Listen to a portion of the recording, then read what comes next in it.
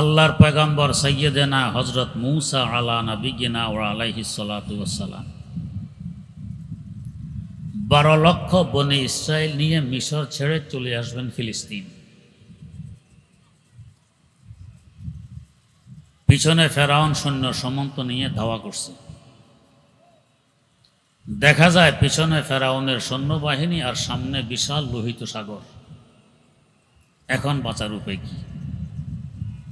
পিছনে শত্রু, সামনে সাগর, আর তো কোনো রাস্তা নেই।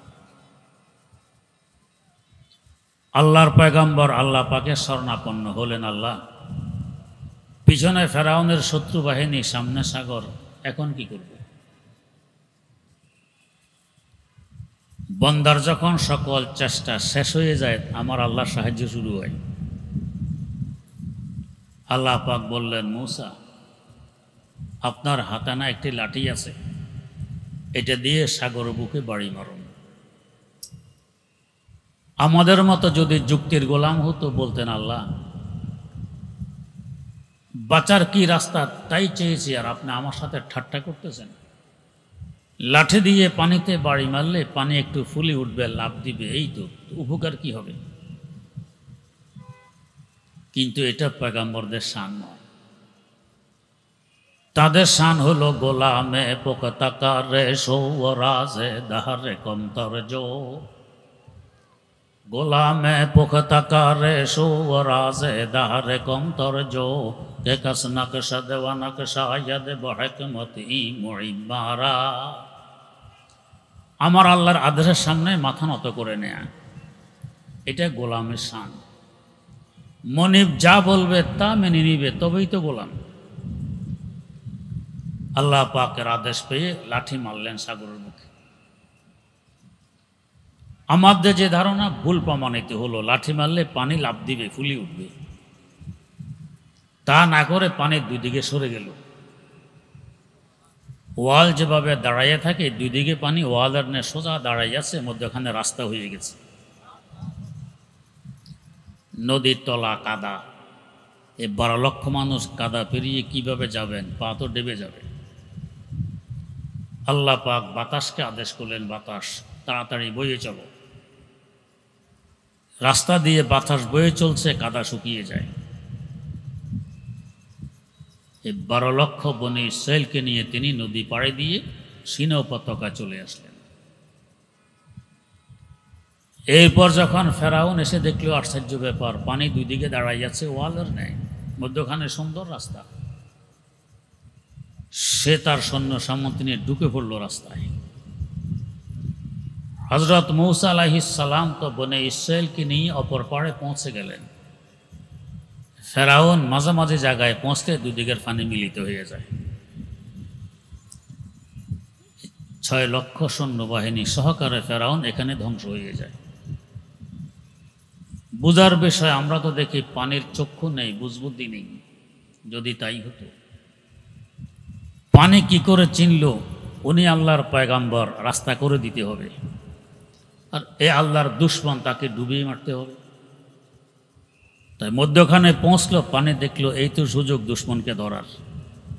পানি মিলে গেল, দুশমন ধরা পড়লো, ধ্বংস হয়ে গেল। তো বোঝা গেছে পানিরও জীবন আছে, বুদ্ধি শুদ্ধি আছে। সেও বোঝে, দেখে, শোনে। আমরা দেখি জীবন নেই। সেও তসবিতে রত। হাকিমুল ইসলাম আল্লামা কারি তৈয়ব সাহেব রহমতুল্লাহ আলাইহি লেখেন যে কখনো দেখবে পানি কলকল কলকল শব্দে চলতেছে, পানির স্রোত বয়ে যায়, কলকল শব্দ শোনা যায়। পানির উপরে নৌকা চললে পানি কলকল কলকল শব্দ করে, তো বুঝবে তখন পানি জিক্রে জ্বলিতে মগ্ন আছে, জোরে জোরে জিকির করতেছে। আমরা শুনি কলকল শব্দ, আসলে সে জিকির করে। আর যখন দেখবে পানি নীরব নিস্তব্ধ, তখন বুঝবে পানি জিক্রে খফি তথা আস্তে আস্তে জিকিরে মগ্ন। আমরা কখনো দেখি পানি তর্জন গর্জন করে। কক্সবাজার গেলে দেখা যায় সাগরে কি অবস্থা করে পানি। জিকির করতে করতে এক সময় বেকাবু হয়ে ওয়াজদ চলে আসে, লাফালাফি আরম্ভ করে দেয়। আমরা তো বুঝি না, শুনি না, কিন্তু পানি জিকির করতেছে, কখনো জোরে, কখনো আস্তে, কখনো ওয়াজদ অবস্থায়। তারও জীবন আছে, সেও বোঝে। কুতবে জামান হযরত কারি ইব্রাহিম রহমতুল্লাহ আলাইহি, উজানির প্রথম পীর, তার খাদেম দেখতেছে ভোর রাত্রে জানামাজ কাঁধে নিয়ে দ্রুত বাড়ি থেকে বেরিয়ে আসলেন। কোথায় যান? খাদেম পিছনে পিছনে লক্ষ্য রাখতেছে। পুকুরের ঘাটে দিয়ে সোজা পানির উপরে হাঁটতে হাঁটতে পুকুরের মধ্যখানে জানামাজ বিছিয়ে তাহাজ্জুদের নিয়ত বাঁধলেন। আল্লাহু আকবার বলে নিয়ত বাঁধলেন। ডুবতেছেন না, তাহাজ্জুদ ওইখানে পড়তেছেন। এখানে দুইটি কথা বুঝার। তাহাজ্জুদ তো গড়েও পড়তে পারতেন, ওখানে পুকুরের মধ্যখানে পড়ার কি হেতু? যার কাছে যাওয়া হয়, যার সংস্রবে থাকা হয়, তার কিছু না কিছু প্রভাব পড়ে। পানি সবসময় জিকিরে মগ্ন, তাই পানিতে গিয়ে নামাজ পড়লে তার জিকিরের প্রভাব আমার উপরে পড়বে, তাই সেখানে নামাজ। আমরা পানিতে গেলে পানি আমাদেরকে ডুবিয়ে ফেলে, ওনাকে কেন ডুবাইল না? পানি বোঝে আমরা কে আর উনি কে, তা আমাদেরকে ডুবায়, তাকে ডুবাইল না। বোঝা গেছে পানিরও বুদ্ধি শুদ্ধি আছে, চক্ষু আছে, কান আছে, দেখে, শোনে এবং বোঝে। তেমনিভাবে আগুন, আমরা দেখি আগুন নির্জীব, বুদ্ধি শুদ্ধি নেই, যা পায় জ্বালিয়ে পুড়িয়ে বর্ষ বানাইয়ে দেয়। যদি তাই হতো, আল্লাহর খলিল সাইয়্যিদানা হযরত ইব্রাহিম আলা নবিয়্যিনা ওয়া আলাইহিস সালাতু ওয়াস সালাম, কমবখ্ত নমরুদ তাকে আগুনে নিক্ষেপ করে, তাও সাধারণ আগুন। 3 মাস যাবৎ লাকড়ি সংগ্রহ করে বিশাল পাহাড়ের ন্যায় স্তূপ, এখানে আগুন লাগাইয়ে দেয়। কয়েক কিলোমিটার উপর দিয়ে কোনো পাখি উড়ে যেতে পারতো না, জ্বলে পড়ে যেত। কেমন হিট আর কেমন তাপে আগুনের। এখানে নিক্ষেপ করলো আল্লাহর খলিল ইব্রাহিম আলাইহিস সালামকে চরকের মাধ্যমে। হযরত জিবরিল আমিন আলাইহিস সালাম আল্লাহ পাকের দরবারে গিয়ে বলছেন, আল্লাহ, পৃথিবীতে একমাত্র তৌহিদের পতাকাবাহী আপনার খলিল ইব্রাহিম আলাইহিস সালাম, তার সাথে আপনার দুশমন নমরুদের এই ব্যবহার, এটা কি সহ্য করা যায়? আল্লাহ একটু অনুমতি দেন, আগুনগুলো তুলে নিয়ে নমরুদের মাথায় ঢেলে দিই। আল্লাহ রাব্বুল আলামিন বললেন, জিবরাইল, যার দুঃখে দুঃখিত হয়ে তুমি আমার কাছে অনুমতি চাইতে এসেছো, তার কাছে গিয়ে একটু তাকে জিজ্ঞেস করে দেখো তিনি কি বলেন। কারণ আগো হয় औलाद इब्राहिम है नमरूद है, फिर किसी को क्या किसी का इम्तिहान मकसूद है। আমার আল্লাহ তো দেখতেছেন এই পরীক্ষা ইব্রাহিম পাশ করেন না ফেল করেন। জিবরিল আমিন ফিরে আসলেন তৎক্ষণাৎ খলিলের দরবারে, এসে বলছেন, ও আল্লাহর খলিল, একমাত্র তৌহিদের পতাকাবাহী আপনি, আপনার সাথে নমরুদের এই আচরণ, এটা কি সহ্য করা যায়? একটু অনুমতি দিন, আগুনগুলো তুলে নিয়ে নমরুদের মাথায় ঢেলে দিই। আমরা হলে কি বলতাম? আর দেরি করার কি দরকার, তাড়াতাড়ি কাজ সেরে ফেলুন। জগৎবাসী বুঝবে আমি যে সুফি সম্রাট, আমি যে বিশ্ব অলি, টের পাবে। যারা বাস্তবে আল্লাহর অলি, এরা দণ্ডুরা পিটে না। আমি বিশ্ব অলি, আমি সুফি সম্রাট। আল্লাহর পয়গম্বর জবাব দিলেন, জিবরাইল, যার কারণে আমি ইব্রাহিমকে নমরুদের আগুনে আসতে হয়েছে, তিনি দেখতেছেন আমার কি অবস্থা, আপনার কাছে সাহায্য চাইতে হবে কেন?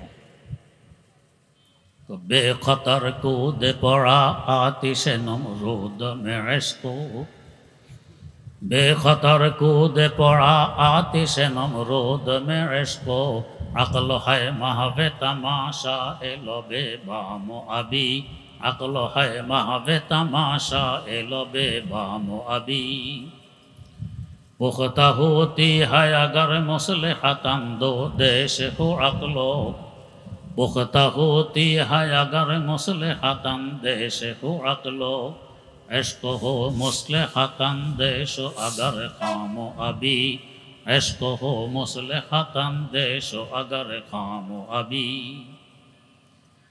যেখানে ইশক মহব্বত আর ভালোবাসা এখানে আকল এবং বিবেক যুক্তি অচল যুক্তি আসলে বুঝতে হবে তার ইশক তার মহব্বত তার প্রেম প্রীতি এটা সঠিক নয় কৃত্রিম ইশক মহব্বত প্রেম প্রীতি যুক্তির দ্বারা না সে শুধু চায় আমার মাশউক আর প্রেমাস্পদ রাজি আছে কিনা জান যাবে কি থাকবে এটা আশিক আর প্রেমিক কোনোদিন বিবেচনা করে না যুক্তির আলোকে দেখে না আমরা হলো তো যুক্তি দিতাম আল্লাহ এই তোমার বিচার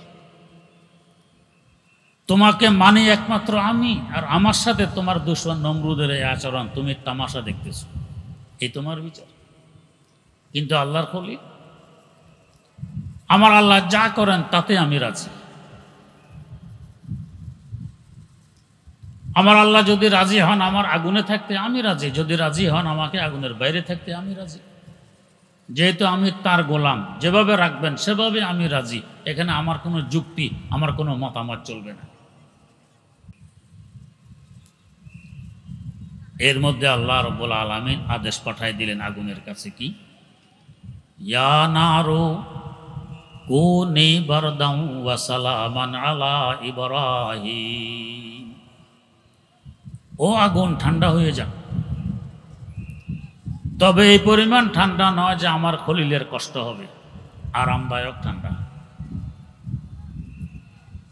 40 দিন নমরুদের আগুনে রইলেন একটি পশম আগুন জ্বালাইল না বরং এমন আরাম ভোগ করতেছিলেন যে আরাম আগুনের বাইরে পাওয়া যাবে না এমন আরাম সেখানে সাধারণ তাফসিরে তো একথায় লেখে নমরুদের আগুনকে সম্বোধন করে আল্লাহ পাক হুকুম দিলেন আগুন তুই ঠান্ডা হয়ে যা শেখ আকবর ইবনুল আরবি রহমতুল্লাহ আলাইহি এক বড় বুজুর্গ ছিলেন তিনি আয়াতের তাফসিরে লেখেন আগুনকে কেন বলতে হবে আগুন তুই ঠান্ডা হয়ে যা আগুনের চোখ নেই আগুন দেখে না তার ভিতরে কে বলতে হবে কেন তাহলে আল্লাহ পাক কোন আগুনকে বলেন আগুন তুই ঠান্ডা হয়ে যা আশিক আর প্রেমিক যখন নির্জনা যায় মাশউক ছাড়া প্রেমাস্পদ ছাড়া তখন তার কাছে আর কিছু থাকে না তার সামনে আর কিছু থাকে না এ সময়ে প্রেম খেলা শুরু হয় অন্য অন্ধকার কুঠুরিতেও যদি আপনি থাকুন মশামাছি হইলেও তো আছে পোকামাকড়ও আছে আগুনের ভিতরে কিছু নেই এখন আছেন একমাত্র আল্লাহর খলিল একেবারে নির্জন এই অবস্থায় আছেন আল্লাহ রাব্বুল আলামিন তার ইশক মহব্বতের খেলা এখন শুরু হয়েছে এই অবস্থা তার ইশক মহব্বত আর প্রেম প্রীতির আগুন এভাবে জ্বলে উঠেছিল আমার আল্লাহ ওই তার ইশকের আগুনকে লক্ষ্য করে বললেন ও আমার খলিলের ইশকের আগুন তুই একটু ঠান্ডা হয়ে যা যদি ওই আগুনকে আদেশ দিয়ে ওই দিন লাগাম না লাগাইতেন পুরা দুনিয়াবাসীকে ওই দিন খলিলের ইশকের আগুনে আশিক আর প্রেমিক বানাই দিত বেখতর কূদে পড়া আতিশে নমরুদ মের ইশক বেখতর কূদে পড়া আতিশে নমরুদ মের ইশক আকল হয় মাহবে তামাশা এলো বেবামো আবি पुख्ता होती है अगर मुसलहतन देश हो अक्लो इश्क हो मुसलहतन देश अगर खामो अभी इश्क हो मुसलहतन देश अगर खामो अभी इश्क मोहब्बत যুক্তি দেখে না যেমন আমাদের যুক্তি কি আমি জিন্দা থাকি মারা না যাই কত চিকিৎসা কত ব্যবস্থাপনা শুধু জিন্দা থাকার জন্য যারা বাস্তবে আমার আল্লাহর আশিক অপেক্ষায় থাকে মওত কবে আসবে উল্টা না হযরত হাফেজ শিরাজি রাহিমাহুল্লাহ 700 বছর আগের একজন বড় বুজুর্গ আল্লাহর ওলি চেহারায় চিন্তার ছাপ, হাসি খুশি করেন না, রং তামাশা করেন না। একদিন জিজ্ঞেস করা হলো, হুজুর পেটে কি কোনো ব্যথা আছে? কেন এই প্রশ্ন? চেহারায় দেখি সবসময় চিন্তার ছাপ, হাসি খুশি করতে দেখি না, রং তামাশা করতে দেখি না, উল্লাস করতে দেখি না, মনে হয় ব্যথা আছে। জবাব দিলেন, হ্যাঁ ব্যথা আছে, তবে পেটে নয়। কোথায় ব্যথা? তো ব্যথা অন্তরে। কিসের ব্যথা? জবাব দিলেন, বোঝো না? অন্তরঙ্গ বন্ধু যদি বন্ধু থেকে কোনো কারণে দূরে চলে যায়, বিচ্ছেদ ব্যথায় ব্যথিত থাকে, চিন্তায় মগ্ন থাকে, কবে আবার বন্ধুর সাক্ষাৎ পাবে, মিলন ঘটবে? যেদিন মিলন ঘটবে ওই দিন হবে তার খুশির দিন। এর আগ পর্যন্ত সে চিন্তায় মগ্ন থাকবে কবে মিলন ঘটবে।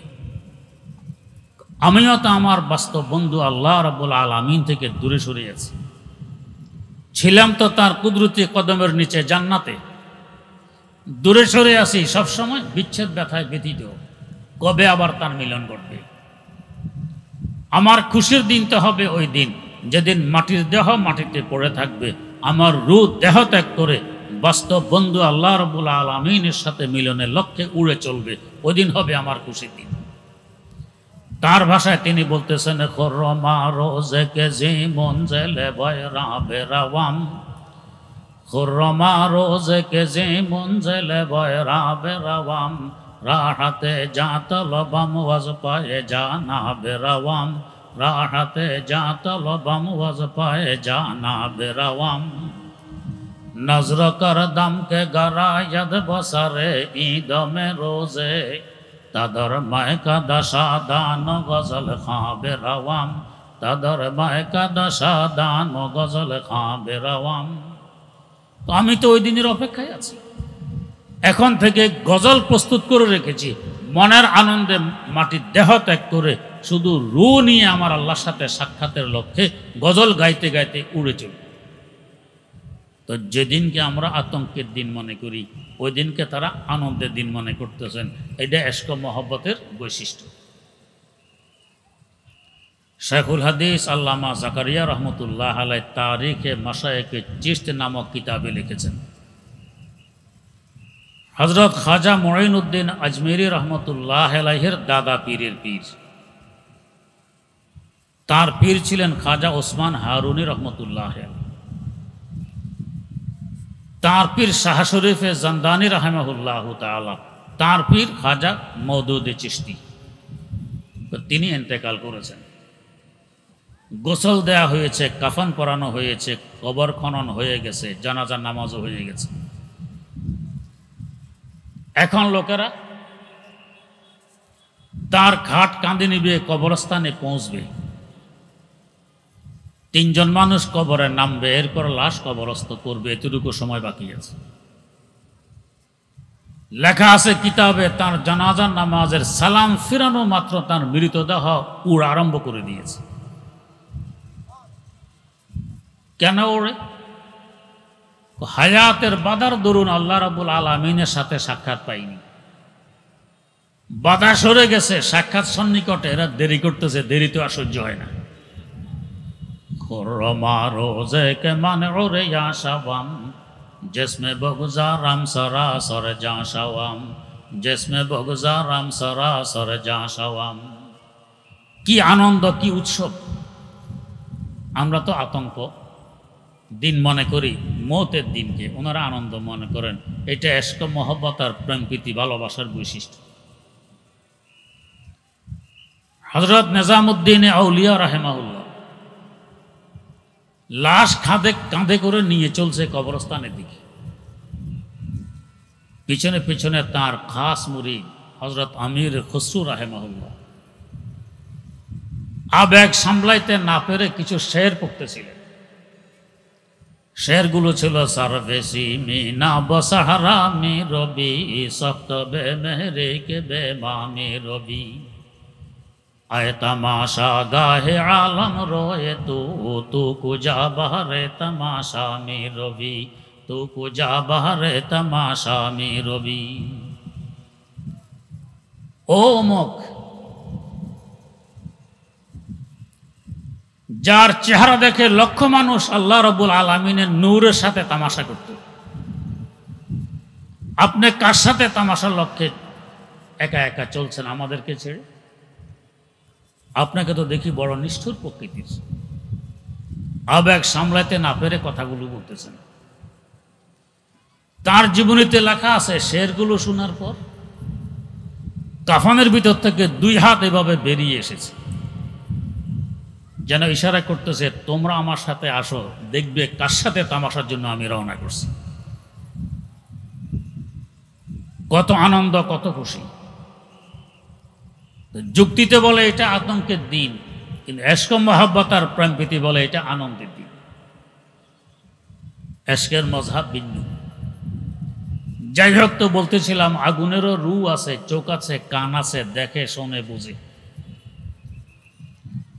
তেমনিভাবে খাজা ওসমান হারুনি রাহেমাহুল্লাহ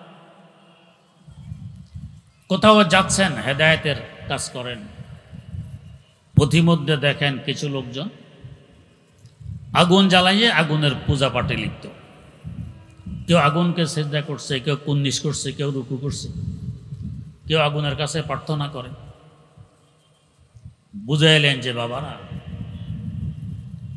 আগুন উপাস্য না, উপাস্য আগুনের সৃষ্টিকর্তা আল্লাহ রাব্বুল আলামিন। অতএব আগুনের পূজা বাদ দিয়ে তাঁর ইবাদত করো। এরা জবাব দেয়, আমাদের বাপদাদা 14 গোষ্ঠী আগুনের পূজা করে আসছে, তাই আমরাও করি। তিনি বললেন, তার মানে বহু বছর থেকে আগুনের পূজা চলছে তোমাদের এখানে? হ্যাঁ, হাজার হাজার বছর থেকে। তাহলে এতদিনে তো আগুন তোমাদের উপর সদয় হয়ে যাওয়ার কথা। একটি আঙ্গুল আগুনের ভিতরে ঢুকাইয়ে দাও, দেখো আগুন জ্বালায় কিনা। যদি দেখো না আরাম লাগে, ঠিক আছে, আগুনের পূজা আরো করো, বাধা দিব না।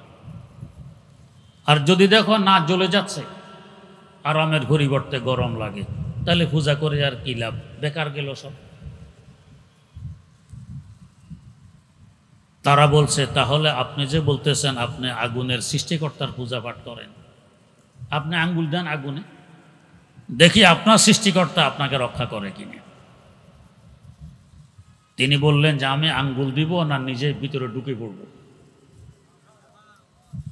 কি আস্থা আমার আল্লাহর উপর! আগুনের জ্বালানোর শক্তি আমার আল্লাহ দিয়েছেন, নিজস্ব নয়। একথা বলে তিনি এলাকার এক সর্দারের ছোট্ট মেয়েকে টান দিয়ে কোলে নিয়ে আগুনের ভিতরে ঢুকে পড়লেন। কিছুক্ষণ ঘোরাফেরা করে বেরিয়ে আসলেন। না তার একটি পশম আগুনে জ্বালাইতে পারল, না ওই মেয়ের একটি পশম জ্বালাইতে পারল। বোঝা গেছে আগুনের ক্ষমতা নিজস্ব নয়। সে বোঝে কে ঢুকেছে আমার ভিতরে। জ্বালানো তো পরের কথা, তার আরামের ব্যবস্থা করা এখন আমার দায়িত্ব। আগুনও দেখে শোনে বুঝে। তেমনিভাবে বাতাস, আমরা দেখি বাতাসের চোখ নেই, কান নেই, রু নেই, দেখাও তো যায় না। উপলব্ধি হয় বাতাস চলছে, দেখাও যায় না। যদি তাই হয়, হাকিমুল ইসলাম আল্লামা কারি তৈয়ব সাহাব রহমতুল্লাহ আলাইহি লেখেন, যমুনা নদীর পরে আল্লাহর এক অলি বসবাস করতেন। উনি আর ওনার স্ত্রী, একটা নড়বড়ে ঝুপড়ি ছিল তাদের থাকার ব্যবস্থা। একদিন জোরসোরে তুফান আরম্ভ হয়। উনি ঝুপড়ির ভিতরে স্থির, আল্লাহ বিল্লাহ মগ্ন।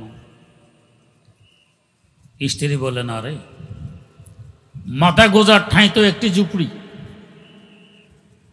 এটা বাতাসে উড়াই নিয়ে যাচ্ছে, আপনি স্থির বসে আছেন, কি করব? বাঁশ বুশ নিয়ে একটু ঠেকা ঠুকা দেন। স্ত্রীর যন্ত্রণায় বাঁশ নিয়ে বের হলেন।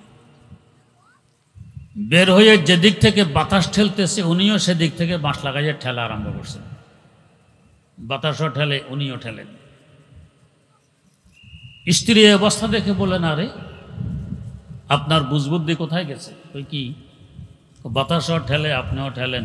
যদি আধা ঘন্টা পরে ঝুপড়িটা পড়তো, এখন তো আধা ঘন্টা আগে পড়বে। উনি বলেন, তাহলে কি করব? উল্টা দিক থেকে বাঁশ লাগাইয়ে ঠেলুন। আল্লাহর ওলির নাম ছিল শাহাদৌলা। জবাব দিলেন, হ্যাঁ, আমি আমার আল্লাহর সাথে হাত ধরব? এত বড় দুঃসাহসিকতা! আমার আল্লাহ যেদিকে, শাহাদৌলা সেদিকে। এ কথা বলতেছেন আর ঠেলতেছেন, আমার আল্লাহ যেদিকে, শাহাদৌলা সেদিকে। তুফানও ঠেলে, উনিও ঠেলেন। আশেপাশের ঘর বাড়ি তো মেসমার হয়ে গেছে, কিন্তু ওনার নরবর জুপির কিছু হইল না। তাহলে বোঝা গেছে বাতাসেরও চোখ আছে, কান আছে, বুদ্ধিশুদ্ধি আছে, দেখে জুপিটা কার। এটা উড়ানো যাবে না, বরং তার হেফাজত করতে হবে আমাকে, এটা আমার দায়িত্ব। যদি রু না থাকতো কি করে বুঝব? আমার আপন খালু, আমাদের পূর্ব লাকসামে ওনার বাড়ি, নাম ছিল জনাব মাওলানা আজিজুল্লাহ রাহেমাহুল্লাহ।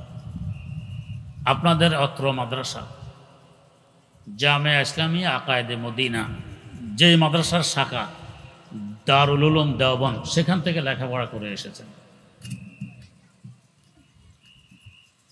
এসে দেখেন যে তার গ্রামে রূপবানের গান হবে, মেয়ে নাচবে, গান গাবে, রূপবানের গান। জুমার মসজিদে শরীয়তের আলোকে বক্তব্য রাখলেন, এটা নাজায়েজ কাজ, হারাম, কবিরা গুনাহ হবে, আল্লাহর গজব নাজিল হবে, এটা করা যাবে না। কিছু লোকজন দাঁড়ায় গেল, যে হুজুর, আজকে তো মাগরিবের পর থেকে গান শুরু হবে, নাচ শুরু হবে, আপনি আসবেন, আমরা আসি, প্যান্ডেল ভেঙে দিব, গান হতে দিব না। আমার খালু তো বড় খুশি, গান আর হবে না। জুমার পর বাড়ি আসার কিছুক্ষণ পর এক লোক এসে বলছে, হুজুর, যারা মসজিদে দাঁড়ায় ছিল, আপনি আসবেন, আমরা প্যান্ডেল ভেঙে দিব, গান হবে না, এদেরকে আপনি চিনেন? অনেক দিন দেশের বাইরে ছিলাম দেওবন্দে, এদেরকে তো আমি চিনি না। এই গানের মূল হোতা তো এরাই তো ব্যবস্থা করতেছে গানের। এরা এখন মিটিং করেছে, আমি সেখান থেকে এসেছি, মৌলবী আসুক প্যান্ডেল ভাঙার জন্য। হাত পা বেঁধে রেখে তার সামনে নারী নাচাবো, গান গাওয়াবো, দেখি মৌলবীর ক্ষমতা কতটুকু। হুজুর, আপনি যাবেন না, গেলে আপনাকে বেইজ্জত করবে। খালুর মনটা ভেঙে গেল।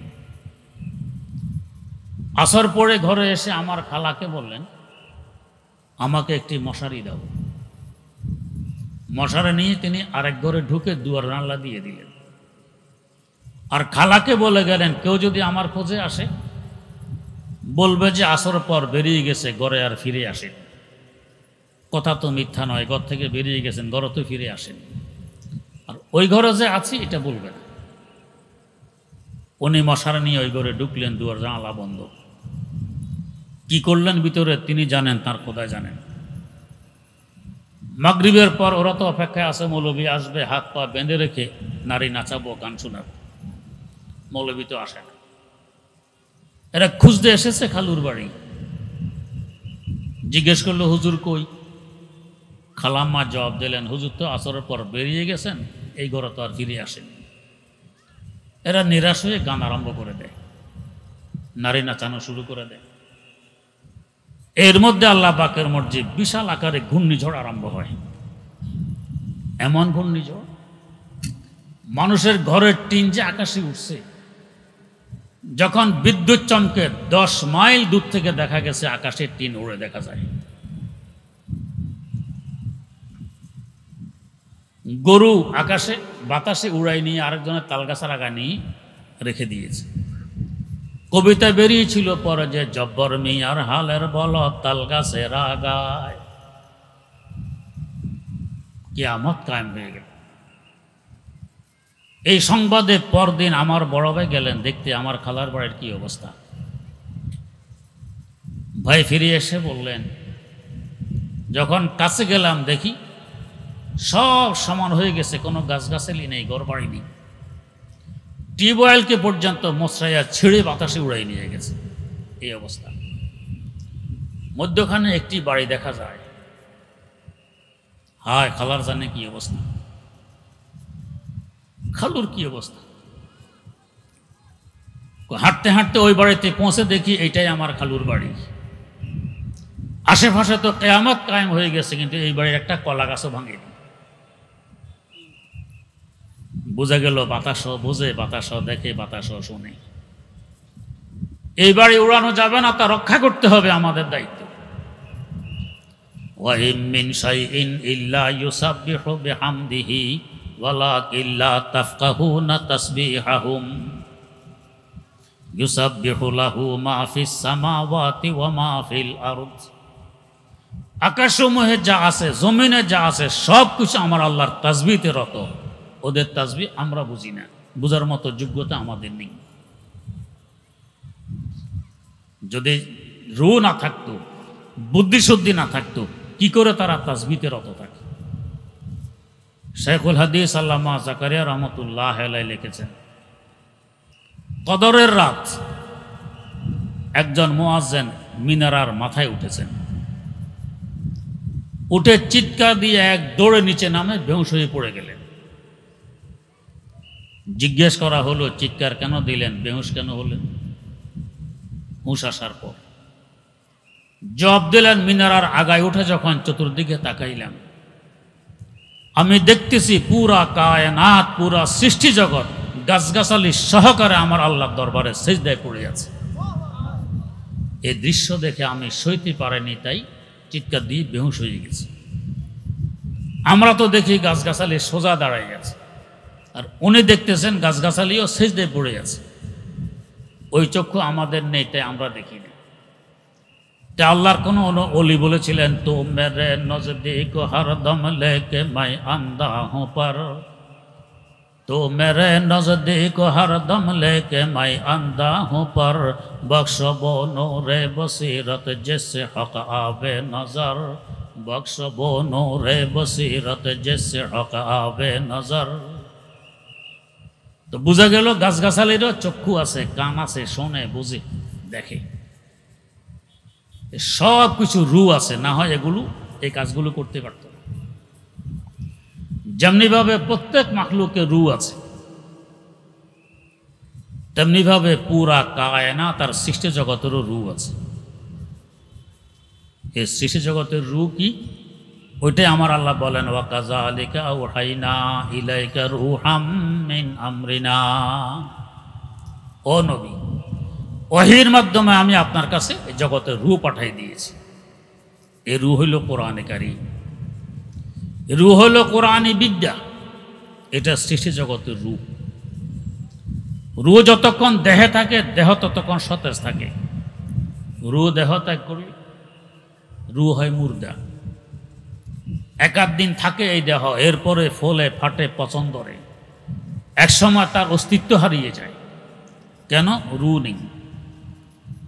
ফুলবে, ফাটবে, পচবে, দুর্গন্ধ ছড়িয়ে পড়বে, আবহাওয়া দূষিত হবে, পরিবেশ নষ্ট হবে, দফন করে ফেলতে হবে মাটির নিচে। তেমনিভাবে এই সৃষ্টি জগতের রূহ কোরআনে কারীম যতদিন আছে, জগৎ ততদিন জিন্দা আছে। কোরআনে কারীম নেই, জগৎ মুর্দা। কয়েকদিন থাকবে জগৎ, কিন্তু চতুর্দিকে ফিতনা, ফাসাদ, দাঙ্গা, হাঙ্গামা, অশান্তির আগুন জ্বলতে থাকবে দাউ দাউ করে। এরপরে কিয়ামত কায়েম হবে, জগৎ তার অস্তিত্ব ধরে রাখতে পারবে না, যেহেতু রূহ চলে গেছে। হাদিস শরীফে আছে, কিয়ামতের আগে হঠাৎ এক ব্যক্তি দেখবে তার কোরআন শরীফের পৃষ্ঠা সাদা, কোনো লেখা নেই। ভাববে কেমিক্যাল জনিত কোনো কারণে লেখা মিটে গেছে। আরেক ব্যক্তিকে গিয়ে জিজ্ঞেস করবে, ভাই তোমার কোরআন শরীফটা দেখো তো।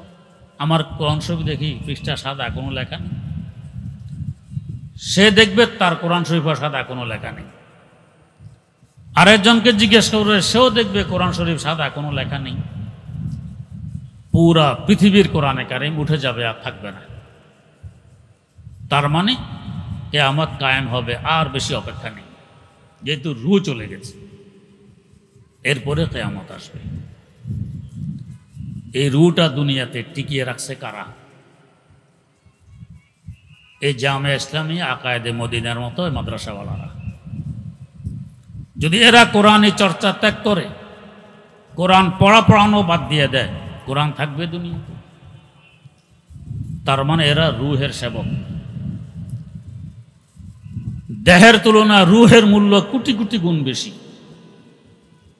যদি কেউ আপনার সিনায় পিস্তল ঠেকায় আর বলে হয়তো তোমার একটি হাত কেটে নেব, না হয় গুলি করে রু কেড়ে নেব, কি বলবেন? ভাই প্রয়োজনে 2 হাত কেটে নাও, তারপর আল্লাহর ওয়াস্তে ক্ষমা চাই, আমার গুলি করবে না, রু কেড়ে নেবে না। দেহের তুলনায় রুহের মূল্য কোটি কোটি গুণ বেশি। কোরআনে কারীম যেহেতু গোটা সৃষ্টি জগতের রূপ, গোটা সৃষ্টি জগৎ থেকে কোরআনে কারীমের মূল্য কোটি কোটি গুণ বেশি। এর এক অক্ষর মূল্য দেওয়ার মতো ক্ষমতা পুরো পৃথিবীবাসীর নেই, যেহেতু এটা রূপ। কেউ আছে দেহের সেবক, কেউ আছে রুহের সেবক। দেহের সেবক যেমন ইঞ্জিনিয়ার, বিল্ডিং বানায়, পোল কালভার্ট বানায়, দেহ আরাম পায়। দেহের সেবক ডাক্তার, চিকিৎসা করে, দেহ সুস্থ হয়। দেহের সেবক চাষি, কৃষক, চাষাবাদ করে, শস্য উৎপাদন করে, দেহের খোরাকের ব্যবস্থা হয়। এদের যদি নিয়ত ভালো থাকে অনেক সওয়াব, এরা দেহের সেবক। আলেম সমাজ কোরআনের খেদমত করে, এরা হলেন রুহের সেবক, যেহেতু কোরআন পুরা জগতের রূহ। দেহের তুলনায় রুহের মূল্য যে পরিমাণ বেশি, দেহের সেবকের তুলনায় রুহের সেবকের মূল্য ওই পরিমাণ বেশি। তাই তো আপনারা নুরানির ছাত্রদের মুখে একটি হাদিস শোনেন, রাসূলুল্লাহ সাল্লাল্লাহু আলাইহি ওয়াসাল্লাম ইরশাদ ফরমান, খায়রুকুম মান তাআল্লামাল কুরআনা ওয়া আল্লামা। তোমাদের মধ্যে সর্বশ্রেষ্ঠ, সবচেয়ে দামি ওই ব্যক্তি যে আল্লাহর কালাম রূহ শিখে এবং শিখায়, সবচেয়ে দামি। কেন? সে রুহের সেবক। যারা আমরা কোরআন পড়তে পারি না, পড়াইতে পারি না, তারা কি নিরাশ হব? কয় না, ইসলাম নৈরাশ্যতার দিন নয়। আমি প্রত্যক্ষভাবে রুহের সেবক হতে পারলাম না, কোরআন পড়তে জানি না, পড়াইতে পারি না, পরোক্ষভাবে হলেও রুহের সেবক হতে পারি। একজন ডাক্তার সরাসরি প্রেসক্রিপশন লেখে, চিকিৎসা দেয়, আরেকজন থাকে ডাক্তারের সহযোগী। ডাক্তার প্রত্যক্ষভাবে দেহের সেবক, আর সহযোগী পরোক্ষভাবে দেহের সেবক। তো আলেম সমাজ সরাসরি কোরআন পড়েন এবং পড়ান, ওনারা প্রত্যক্ষভাবে রুহের সেবক। আর যারা আলেমের সহযোগিতা করেন, মাদ্রাসার সহযোগিতা করেন, তালেবুল এলেমের সহযোগিতা করেন, এরা পরোক্ষভাবেও রুহের সেবক। এদেরও দাম অনেক বেশি।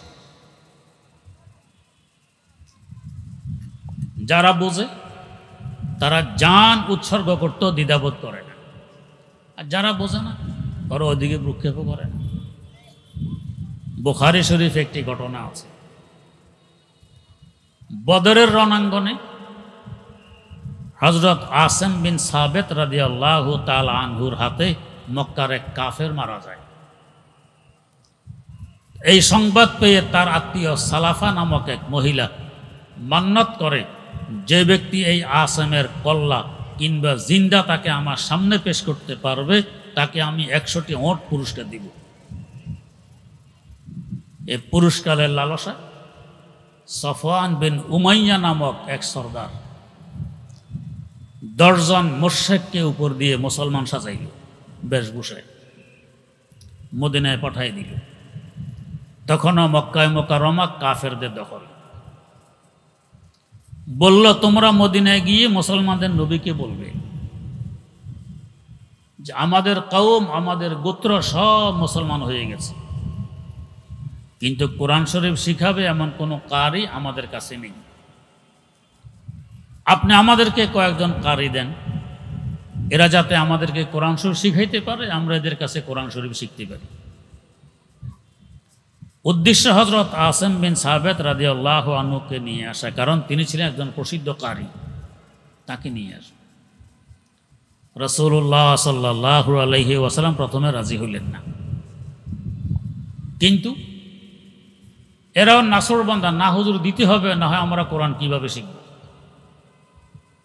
এদের পিড়াপিড়িতে শেষমেশ বাসা বাসা 10 জন কারি হুজুর এদের সাথে দিয়ে দেন।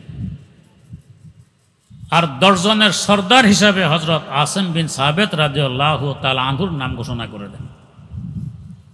এরা তো ভিতরে ভিতরে খুব খুশি পেয়ে গেছে। এই 10 জনকে নিয়ে এরা রওনা হয়ে গেছে মক্কায় মুকাররমার দিকে। মক্কা মুকাররমার দ্বারপ্রান্তে যখন পৌঁছে, মুশরিকদের একজন এগিয়ে গিয়ে সফওয়ানকে সংবাদ দেয়, আসেমকে নিয়ে এসেছি, তাড়াতাড়ি আসো। সফওয়ান বিন উমাইয়া 200 মুশরিককে অস্ত্রশস্ত্রে সজ্জিত করে এগিয়ে আসে। এদেরকে দেখে হযরত আসেম বুঝে ফেললেন আসলে ব্যাপারটা কি ঘটতে চলছে।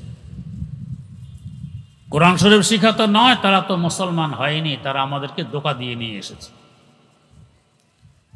তাই তিনি তার 10 জন সাথীকে নিয়ে একটা টিলায় উঠে গেলেন। সেখানে উঠে সাথীদেরকে বসাই সংক্ষেপে একটি ভাষণ দিলেন। এমন পরিস্থিতির শিকার হলে আমরা কি ভাষণ দিতাম? আমরা বলতাম, ভাইয়েরা অবস্থা বড় বেগতিক, আমি কারো দায়ভার নিতে পারবো না, কে কিভাবে যান বাঁচাবে এটা তার ব্যাপার। কিন্তু যারা ঈমানি বলে বলিয়া সারা দুনিয়া একদিকে থাকুক না কেন, আমি একা কেন? ভয় পাওয়ার মতো জাতি মুসলিম জাতি নয়। মুসলিম জাতির শান হলো, বৈশিষ্ট্য হলো, ডর নেহি কুছ গম নেহি জব রহমতে রহমান হ্যায়। डर नहीं कुछ गम नहीं जब रहमत रहमान है। जुमला आलम हो मुखालिफ फिर नहीं नुकसान है।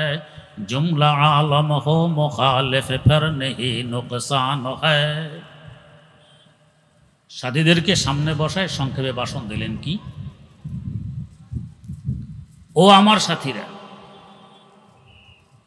আজকে এদের সাথে তো মোকাবেলা হবে, ওরা 200, আমরা মাত্র 10 জন। যদি আমরা জিতে যাই, জয়ী হই, আমাদের উপাধি হবে গাজী। আর যদি পরাজিত হই, মারা যাই, উপাধি হবে শহীদ। আমার আল্লাহর দরবারে গাজের মূল্য কম নয়, শহীদের দামও কম নয়। এমন সুবর্ণ সুযোগ ভবিষ্যতে হাতে নাও আসতে পারে। অতএব আজকের এই সুযোগকে গনিমত মনে করা যায়। ভাষণের সার সংক্ষেপ ছিল, গাজী হে হামে গার হো ফাতা ওয়ারনা শাহাদত। গাজী হে হামে গার হো ফাতা ওয়ারনা শাহাদত। आयंदा मिले वरना मिले समझो गनीमत। आयंदा मिले वरना मिले समझो गनीमत। নিচ থেকে সফওয়ান হুঙ্কার মারল, আছে কার দেশে এসে কার সামনে এমন গরম বক্তব্য দিচ্ছ? দেখো না আমরা 200 যুবক অস্ত্রশস্ত্রে সুসজ্জিত, তোমাদেরকে ঘেরাও দিয়ে আছে। ভয় দেখায়। হযরত আসেম জবাব দিলেন, সফওয়ান ভয় কাকে দেখো? 200 কেন, গোটা পৃথিবী যদি আমার মোকাবেলা ময়দানে নামো, আমি একা থাকি, আমার আল্লাহর রহমত যদি আমার সামনে হাল হয়, ভয় পাওয়ার মতো মানুষ আমি আসেম নই। জীবন তো স্থায়ীভাবে এখানে থাকবে না, এক সময় এটা শেষ হবে। তো শাহাদাতের মাধ্যমে শেষ হলে এটা গনিমত, বড় ভাগ্যের ব্যাপার। ভয় পাবো কেন? যুদ্ধ শুরু হয়ে গেল। একদিকে 200, আরেকদিকে 10 জন। মুসলমানদের সাথে কিছু তীর ছিল, তীরের লড়াই। তীর শেষ হয়ে গেছে। এরপরে বর্ষার লড়াই, বর্ষা ভেঙে গেছে, এখন তলোয়ারের লড়াই আমনা সামনে। আসেম বিন সাবিত রাদিয়াল্লাহু তাআলা আনহু তলোয়ারটি ভেঙে যায়। দেখলেন শাহাদাত সন্নিকটে, আর বাঁচা যাবে না। আল্লাহ পাকের দরবারে হাত তুললেন, আল্লাহ কারো মাথায় বাড়ি দেয়নি, কারো ঘর ডাকাতি করেনি, এসেছে তোমার কালাম শিক্ষা দেওয়ার লক্ষ্যে। আজ আমাদের এই অবস্থা। আল্লাহ, যেদিন তোমার হাবিবের হাতে হাত দিয়ে কলমায়ে তৈয়বা তথা পবিত্র বাক্য পাঠ করেছিলাম, লা ইলাহা ইল্লাল্লাহু মুহাম্মাদুর রাসূলুল্লাহ, ওই দিন থেকে আমি ছিলাম পবিত্র। আল্লাহ, আমি শুনেছি সালাফা মান্নাত করেছে আমার মাথার বাটি দিয়ে সে মদ পান করবে। আল্লাহ, এই অপবিত্র কাফের অপবিত্র মদ আমার মাথার বাটিতে রেখে পান করবে, আল্লাহ এটা আমার বরদাস্ত হবে না। অতএব আমার দেহ তোমার কুদরতি হাতে আমানত রেখে গেলাম। এ বলে তিনি শাহাদত বরণ করেন।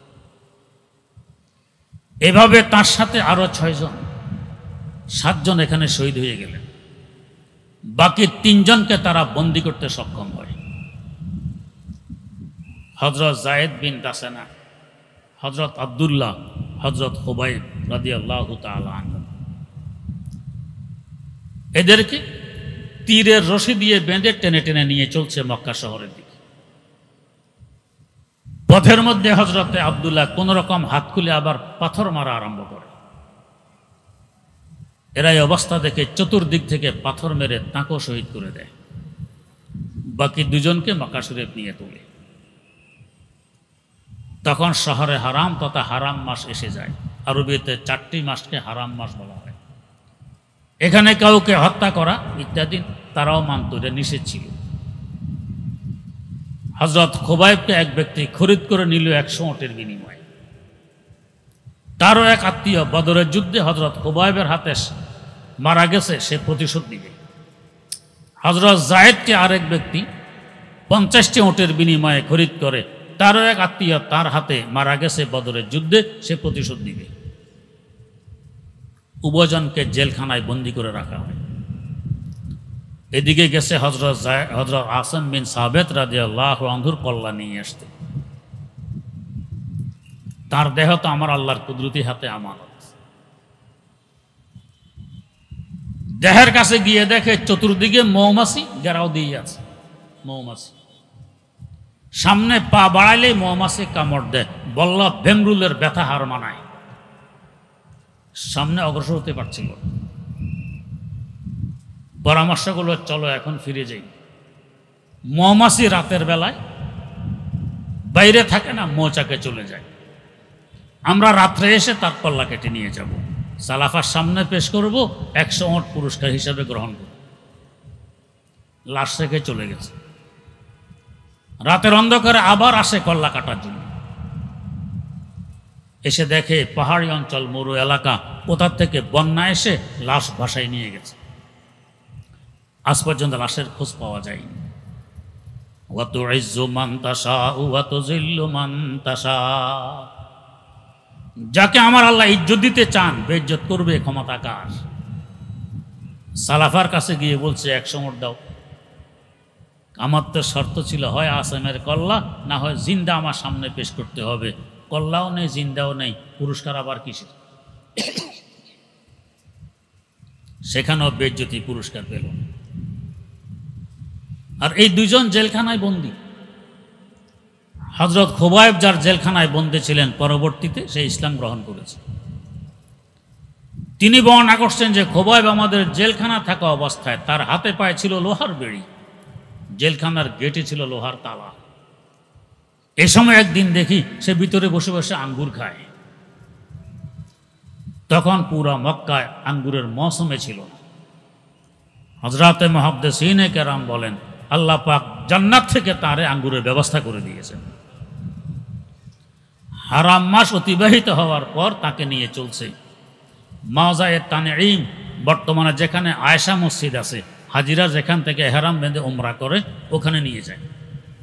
কারণ হারমের ভিতরে কাউকে হত্যা করা নিষেধ, মুশরিকরাও মেনে চলত। ডোল পিটানো হইল, অমুক দিন খুবাইবকে ফাঁসিতে ঝুলানো হবে। যারা তামাশা দেখতে চাও, অমুক সময়ে মাওজায়ে তানঈমে উপস্থিত হবে। খুবাইবকে সেখানে নিয়ে আসা হল। ফাঁসিতে ঝুলাবে আগ মুহূর্তে বলছে খুবাইব, এখনো সময় আছে, ইসলাম ত্যাগ করো, আমাদের বাপদাদার ধর্ম গ্রহণ করো, তোমাকে ছেড়ে দিই। কিন্তু ঈমানের স্বাদ একবার যে পেয়ে গেছে, সে 1000 বার শাহাদাত বরণ করতে পারে, ঈমান বিক্রি করা তার পক্ষে সম্ভব হয় না। আল্লাহ রাসূল সাল্লাল্লাহু আলাইহি ওয়াসাল্লাম বলে গেছেন, বুখারী শরীফে হাদিসটি উল্লেখ আছে, আমি চাই যে আল্লাহর রাস্তায় একবার কতল হই, সুম্মা উহিয়া সুম্মা উক্তাল, সুম্মা উহিয়া সুম্মা উক্তাল সুম্মা উহিয়া। একবার জিন্দা হই, আবার শহীদ হই, আবার জিন্দা হই, আবার শহীদ হই, আবার জিন্দা হই, আবার শহীদ হই, আমি চাই। কি স্বাদ আর কি মজা এই শাহাদতে। খোবাইব জবাব দিলেন, ঈমান বিক্রি খোবাইবের পক্ষে সম্ভব নয়। যতই বুঝানো হলো তিনি মানলেন না। শেষমেশ তারা একটা অফার দিল, কি? যদি একটি কথা মেনে নাও, স্বীকার করো, চাই ওই কথা কার্যে পরিণত করা সম্ভব হোক আর না হোক, তোমাকে ছেড়ে দিই। কি কথা? তোমার পরিবর্তে তোমার নবী মুহাম্মদকে এখানে ফাঁসিতে ঝুলানো হবে, এই কথাটা মুখে স্বীকার করো, তোমাকে ছেড়ে দিই। নবীর মহব্বত যার অন্তরে একবার ঢুকেছে, সেটা স্বীকার করা সম্ভব?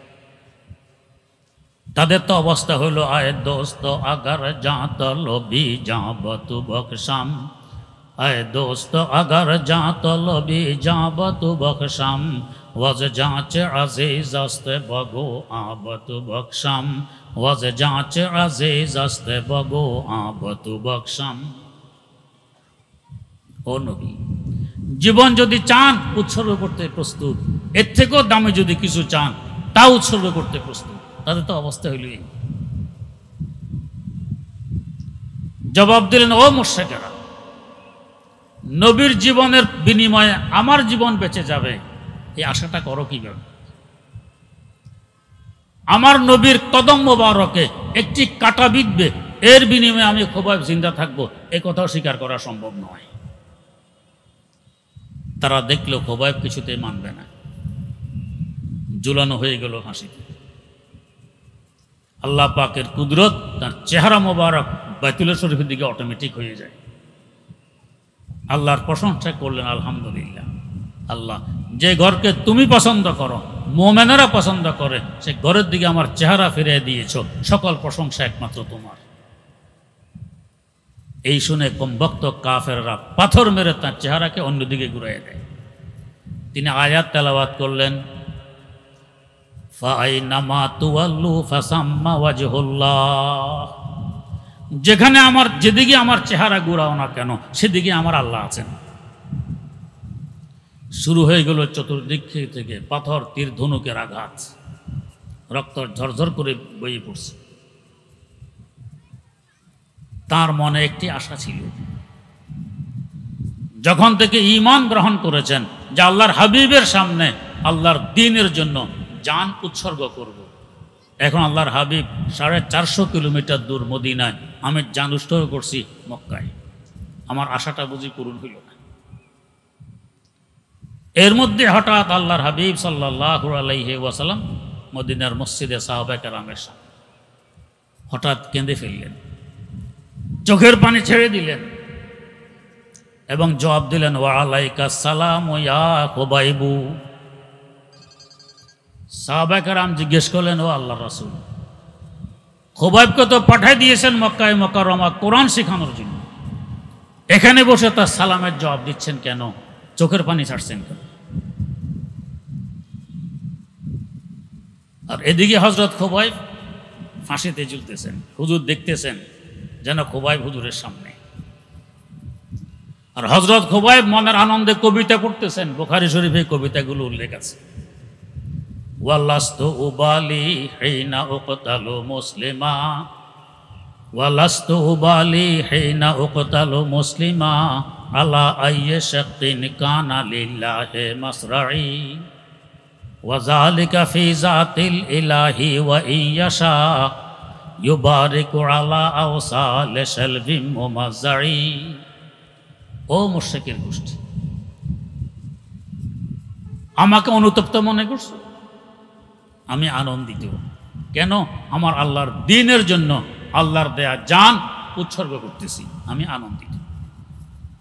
ওয়ালাস্তু উবালি হিনা উকতালু মুসলিমা, যেহেতু আমি মুসলমান অবস্থায় জান উৎসর্গ করতে পারতেছি, তাই আমার কোনো পরোয়া নেই।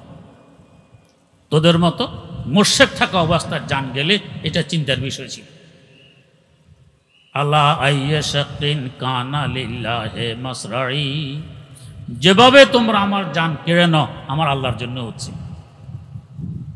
ওয়া যালিকা ফি যাতিল ইলাহি ওয়া ইয়্যাশা ইউবারিকু আলা আওসাল শালবিম মুমাজ্জাই, আমার আল্লাহ যদি চান আমার প্রত্যেক লোমকূপে রগ রেশায় তিনি বরকত দিতে পারেন, এতে আমি বিচলিত নই। এদিকে আল্লাহর হাবিব দেখতেছেন খুবাইবের এই অবস্থা যেন তার সামনে। সাহাবা কেরামের প্রশ্নের উত্তর দিলেন, ও আমার সাহাবারা, তোমরা জানো না জিবরিল আমিন এখন খুবাইবের সালাম আমার কাছে পৌঁছে গেলেন। খুবাইব তার অন্তিম সালাম পাঠাইছে। এই মুশরিকেরা ধোঁকা দিয়ে এই 10 জন কোরআনের কারিকে নিয়ে গেছে, একজন এখন আর জিন্দা নেই, সবাই শহীদ হয়ে গেছে। এইমাত্র আমার কলিজার টুকরা খুবাইব শাহাদত বরণ করেছে। তাকে বেইজ্জত করার লক্ষ্যে দাফনের ব্যবস্থা করতেছে না, লাশটা ফাঁসির কাস্টে ঝুলন্ত অবস্থায় রেখে দিয়েছে। আসো তোমাদের মধ্যে এমন বীর পুরুষ, কেউ গিয়ে খুবাইবের লাশটি উদ্ধার করে দাফনের ব্যবস্থা করতে পারো? 2 জন সাহাবী দাঁড়াই গেলেন, হুজুর দোয়া চাই, রওনা হলাম। দোয়া নিয়ে রওনা হয়ে গেলেন। দিনের বেলায় লুকিয়ে থাকেন পাহাড়ি গুহায়, রাতের অন্ধকারে পথ অতিক্রম করেন। এভাবে 40 দিনে 450 কিলোমিটার রাস্তা অতিক্রম করে মাওজায়ে তনঈমে পৌঁছলেন। দেখেন খুবাইবের লাশ এখনো ফাঁসিতে ঝুলতেছে। চতুর্দিকে 40 জন কাফের পাহারাদারি করতেছে, যাতে কেউ লাশ উদ্ধার করে নিয়ে যেতে না পারে। আল্লাহর মর্জি, এই 2 জন সাহাবী যখন সেখানে পৌঁছান, এই 40 জন পাহারাদারের চোখে ঘুম চলে আসে, এরা ঘুমে বিভোর হয়ে পড়ে। তারা পা টিপে টিপে আস্তে আস্তে ফাঁসির কাষ্ঠের গোড়ায় গিয়ে রশি কেটে তার লাশটা কাঁধে করে বের করে নিয়ে আসলেন। ওই 2 জন সাহাবীরা ওয়াত করতেছেন, দীর্ঘ 40 দিন হয়ে গেছে খুবাইব ফাঁসির কাষ্ঠে ঝুলতেছে। আরবের আবহাওয়া কত শুষ্ক, শুটকি হয়ে যাওয়ার কথা। তারা বলতেছেন যখন তার লাশটা কাঁধে নিলাম, মনে হলো এই মাত্র খুবাইব শাহাদত বরণ করেছে, লাশটা এখনো পুরা তরুতাজা। তখনও তার দেহ থেকে টপটপ করে রক্ত পড়তেছিল, রক্তের ফোঁটা থেকে মেশক আম্বরের ঘ্রাণ ছড়িয়ে পড়ছিল। সকালে কাফেরদের ঘুম ভাঙার পর দেখে ফাঁসির কাষ্ঠ খালি, খুবাইব তো নেই। 70টি ওঁট অস্ত্রে শস্ত্রে সুসজ্জিত করে 70 জন যুবক ধাওয়া করলো যে নিশ্চয় মদিনা থেকে কেউ এসে লাশ নিয়ে গেছে। কিছু দূর আসার পরে দেখে মাত্র 2 জন মানুষ লাশ নিয়ে যাচ্ছে মদিনার দিকে। এদের পদধ্বনি শুনে 2 জন দাঁড়াই গেলেন। হযরত খুবাইব লাশটি মাটিতে শোয়াই দিলেন, সাথে সাথে মাটি ফেটে দুভাগ হয়ে তার কবরের ব্যবস্থা করে দেয়। ওই দিন থেকে তার উপাধি বালিউল আরদ, জমিন যার হেফাজত করে তাকে বালিউল আরদে বলা হয়। এরপর কাফেরদেরকে মুখ করে তাদের সম্বোধন করে বক্তব্য দিলেন, ও মুশরিকেরা, আমি অমুকের ছেলে অমুক, ইনি আমার সাথে অমুকের ছেলে অমুক। আমাদের ভাই খুবাইবের লাশ হেফাজতের জন্য এসেছি মদিনা মুনাওয়ারা থেকে। লাশ হেফাজত হয়ে গেছে, আমরা সাকসেস। এখন যদি চাও আমাদের সাথে যুদ্ধ করতে, আমরা রাজি আছি। ভয় পাওয়ার মতো জাতি মুসলিম জাতি নয়। আর যদি চাও যুদ্ধ ছাড়া ফিরে যেতে, তাও রাজি আছে। 70 জন কাফের ভয় পেয়ে ফিরে চলে আসলো, যুদ্ধ করলো। এভাবে অকাতারে কত সাহাবায়ে কেরাম জান উৎসর্গ করেছেন, রক্ত ঝরাইছেন। কিসের জন্য? কোরআনের জন্য। কেন? এটা সৃষ্টি জগতের রূহ, তাকে ধরে রাখতে হবে। আমাদের বাপদাদা 14 গোষ্ঠীর পায়েও একটি কাঁটা বিধিনি কোরআনের পিছনে, তাই মূল্যায়ন করতে পারি না। যদি বুঝতাম রুহের মূল্য কত, তো জান উৎসর্গ করতে দ্বিধাবোধ করতাম না। অতএব প্রত্যক্ষভাবে হোক কিংবা পরোক্ষভাবে হোক রুহের সেবা করার চেষ্টা করব। এই মাদ্রাসাগুলোর সাথে নিজকে নিজে সম্পৃক্ত রাখবো, যতটুকু সম্ভব সহযোগিতা করব। ইনশাআল্লাহ আমি পরোক্ষভাবে হলো রুহের সেবকের লিস্টিভুক্ত হতে পারবো।